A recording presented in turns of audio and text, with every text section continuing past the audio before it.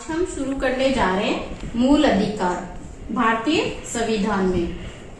हम मूल अधिकारों के बारे में चर्चा करने से पहले देखते हैं कि सबसे पहले मूल अधिकारों की शुरुआत कहाँ हुई। हम देखते हैं कि फ्रांस की राज्य क्रांति ने विश्व में समानता, स्वतंत्रता और भ्रातृत्व का संदेश दिया।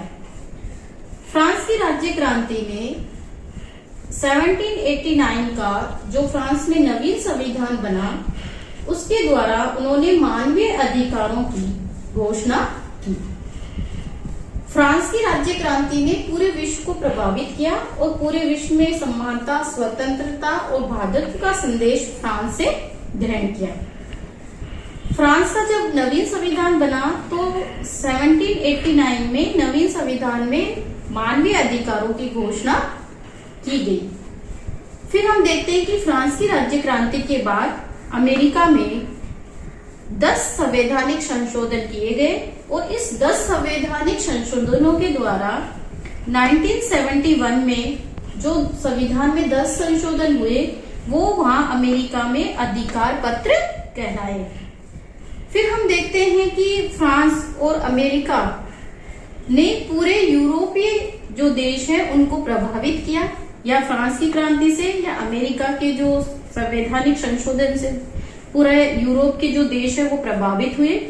और 1945 में जब संयुक्त राष्ट्र संघ की स्थापना की गई तो संयुक्त राष्ट्र संघ के द्वारा भी 10 दिसंबर 1948 को मानवीय अधिकारों की सार्वभौमिक घोषणा की गई। और जब संयुक्त राष्ट्र संघ द्वारा 10 दिसंबर 1948 को मानवीय अधिकारों की सार्वभौमिक घोषणा की गई, उसके बाद संपूर्ण विश्व में मूल अधिकारों को एक संवैधानिक दर्जा प्राप्त होने लग गया। हम देखते हैं कि भारत में जो मूल अधिकार हैं उनकी आवश्यकता और महत्व क्या है, क्या आवश्यकता हुई कि हमें इनको अपनाना पड़ा या इनका क्या महत्व है। हम देखते हैं कि जो मूल अधिकार हैं वो प्रजातंत्र के आधार स्तंभ हैं। हम कह सकते हैं कि प्रजातंत्र के आधार स्तंभ कैसे हैं। प्रजातंत्र में जो बहुमत है, जिस दल का बहुमत है उसका निर्माण करना या उसको निर्मित करना और उसको क्रियान्वित करने का कार्य कौन करती है? जनता। तो जनता के पास जब स्वतंत्रता है तो वो प्रजातंत्र के आधार स्तंभ है। इसमें हम देखते हैं कि व्यक्ति का संपूर्ण सामाजिक, मानसिक, नैतिक विकास करने के लिए भी मूल अधिकार आवश्यक हैं, जिससे व्यक्ति के व्यक्तित्व का विकास संभव हो सके। दूसरा हम देखते हैं कि राजनीतिक जीवन में एक दलीय विशेष की तानाशाही स्थापित होने से रोकने के लिए भी मूल अधिकार आवश्यक है। क्यों आवश्यक है? वर्तमान में जो राजतंत्र है वो लगभग समाप्त हो चुका है, लेकिन आज प्रजातंत्रीय शासन प्रणाली है। प्रजातंत्र में किसी एक दल को स्पष्ट बहुमत मिल जाता है तो उस एक दल की तानाशाही को रोकने के लिए मूल अधिकार आवश्यक है। एक दलीय तानाशाही से यह मतलब है कि जो बहुसंख्यक वर्ग है उससे अल्पसंख्यक वर्ग की सुरक्षा करने के लिए या उसको उनकी रक्षा करने के लिए मौलिक अधिकार जरूरी है। मूल अधिकार व्यक्ति स्वतंत्रता और सामाजिक नियंत्रण के बीच उचित सामंजस्य स्थापित करने के लिए भी आवश्यक है, क्योंकि व्यक्ति की स्वतंत्रता को बनाए रखना और सामाजिक जीवन का मतलब है व्यक्ति अपना विकास कर सके, कार्यपालिका और व्यवस्थापिका द्वारा इसमें हस्तक्षेप नहीं किया जाए, इन दोनों के बीच में उचित सामंजस्य स्थापित करने के लिए मौलिक अधिकार आवश्यक है। तो सबसे पहले हम देखते हैं कि फ्रांस की क्रांति, अमेरिका के जो 10 संवैधानिक संशोधन थे उनके द्वारा, संयुक्त राष्ट्र संघ के द्वारा जब मानवीय अधिकारों की घोषणा की गई और ये व्यक्ति के विकास के लिए आवश्यक है, इसलिए भारतीय संविधान में भी इनको स्थान दिया गया। अब हम देखते हैं कि जो हमारा मूल अधिकार है उसका अर्थ क्या है। वह अधिकार जो व्यक्ति के जीवन के लिए मौलिक तथा अनिवार्य होने के कारण संविधान द्वारा नागरिकों को प्रदान किए जाते हैं वे अधिकार जो व्यक्ति के जीवन के लिए मौलिक तथा अनिवार्य होने के कारण संविधान द्वारा नागरिकों को प्रदान किए जाते हैं और जिन अधिकारों में राज्य द्वारा भी हस्तक्षेप नहीं किया जाता वो मूल अधिकार कहलाते हैं। मौलिक अधिकार कहलाते हैं। मौलिक अधिकार व्यक्ति के लिए क्यों आवश्यक है, तो हम देखते हैं कि व्यक्ति के पूर्ण मानसिक, बौद्धिक और नैतिक विकास के लिए मौलिक अधिकार आवश्यक है। इसके बिना व्यक्ति के संपूर्ण व्यक्तित्व का विकास नहीं हो पाता और ये प्रजातंत्र में सभी व्यक्तियों को बिना किसी भेदभाव के मौलिक अधिकार मिले हुए हैं या समानता के आधार पर सभी को ये प्रदान किए गए हैं। देश के संविधान में इन्हें स्थान दिया गया है, अर्थात भारतीय संविधान में विधि में इनको स्थान दिया गया है। हमारे जो मौलिक अधिकार है वो संविधान के भाग 3 में लिखे हुए हैं। मूल अधिकार अनुउल्लंघनीय है, इसका कोई उल्लंघन नहीं कर सकता। अगर कोई व्यक्ति इनका उल्लंघन करता है तो ये दंड के भागी होते हैं।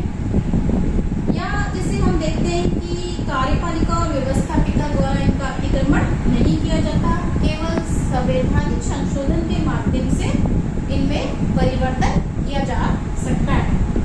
मूल अधिकार न्याय योग्य है, यानी कि अगर किसी व्यक्ति के मौलिक अधिकारों का हनन होता है तो वो न्यायालय में जा सकता है। न्यायालय द्वारा जो मूल अधिकार है उनको संरक्षण प्रदान किया गया है। अब हम देखते हैं कि भारतीय संविधान में जो मूल अधिकार है उनकी क्या विशेषता है। हम देखते हैं कि जो भारतीय संविधान में सर्वाधिक विस्तृत अधिकार पद है। भारतीय संविधान के भाग 3 में अनुच्छेद 23 से लेकर अनुच्छेद 23 में अनुच्छेद 12 से लेकर 30 तक और अनुच्छेद 32 से लेकर 35 तक मौलिक अधिकारों का उल्लेख किया गया है। हम देखते हैं कि विश्व में जितने भी संविधान है उनमें भारतीय संविधान में जो मूल अधिकार है वो सबसे विस्तृत अधिकार पत्र है। मूल अधिकार व्यवहारिकता पर आधारित। भारतीय संविधान में हम देखते हैं कि जो हमारे मौलिक अधिकार हैं वो व्यवहारिकता पर आधारित है। हम इसका व्यवहार में उपयोग करते हैं, ये केवल लिखी हुई ही नहीं है, हम अपने जीवन में इनका प्रयोग करते हैं, इनको अपनाते हैं। मूल अधिकार सीमित है, निरंकुश नहीं। कहने का मतलब कि जो कई बार देश में ऐसी परिस्थितियां आ जाए कि हमारे मौलिक अधिकारों को कुछ समय के लिए सीमित कर दिया जाता है, लेकिन हमारे जो मौलिक अधिकार है वो निरंकुश नहीं है। देश की परिस्थितियों के अनुसार इनमें कभी कभी कुछ प्रतिबंध लगा दिया जाता है। प्राकृतिक या अगणितीय अधिकारों के लिए कोई स्थान नहीं। यानी प्रकृति द्वारा व्यक्ति को कोई अधिकार अगर मिला हुआ है उसके लिए या अगणितीय अधिकारों के लिए हमारे भारतीय संविधान में उनका कोई स्थान नहीं है। मूल अधिकारों की रक्षा के लिए व्यवस्था। हमारे भारतीय संविधान में मौलिक अधिकारों की रक्षा के लिए व्यवस्था की गई है सर्वोच्च न्यायालय की। अब हम देखते हैं कि भारतीय संविधान में जो अधिकार है उनकी विशेषताओं पर चर्चा करें कि ये सबसे विस्तृत अधिकार है। ये संविधान के भाग 3 में अनुच्छेद 23 में दिए गए हैं और अनुच्छेद 12 से 30 और अनुच्छेद 32 से 35 तक। मूल अधिकार व्यवहारिकता पर आधारित है, मूल अधिकार सीमित है, निरंकुश नहीं। प्राकृतिक या अगणितीय जो अधिकार है उसके लिए हमारे संविधान में कोई स्थान नहीं है। मूल अधिकारों की रक्षा के लिए हमारे यहाँ न्यायालय की व्यवस्था की गई है। अब हम देखते हैं कि भारतीय संविधान द्वारा कितने अधिकार हमें प्राप्त हैं या हम कितने अधिकारों का प्रयोग अपने दैनिक जीवन में करते हैं। हम देखते हैं कि 7 अधिकार भारतीय संविधान में मिले हुए थे, लेकिन 44वें संवैधानिक संशोधन 1979 के अनुसार संपत्ति का जो अधिकार है उसको समाप्त कर दिया गया और अब वो मूल अधिकार नहीं रहा, वो एक कानूनी अधिकार रह गया है। तो संपत्ति के अधिकार को 44वें संवैधानिक संशोधन द्वारा 1979 में जब समाप्त कर दिया गया तो अब हमारे मौलिक अधिकारों की संख्या 6 रह गई है। पहला है समानता का अधिकार, दूसरा है स्वतंत्रता का अधिकार, तीसरा है शोषण के विरुद्ध अधिकार, चौथा है धार्मिक स्वतंत्रता का अधिकार, पांचवा है संस्कृति तथा शिक्षा संबंधी अधिकार, छठा है संवैधानिक उपचारों का अधिकार। आज हमने जो हमारे मौलिक अधिकार है